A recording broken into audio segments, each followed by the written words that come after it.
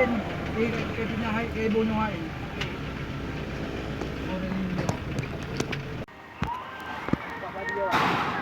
Masih di lokasi bengkel kali masih di renovasi minibus dalam tahapan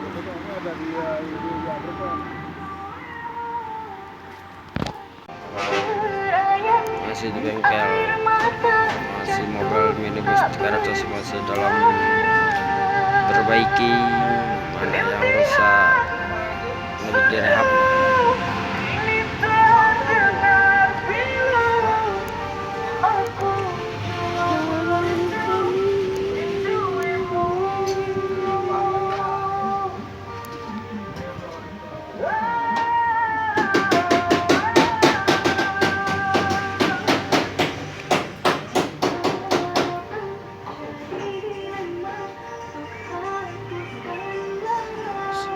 Masih di bengkel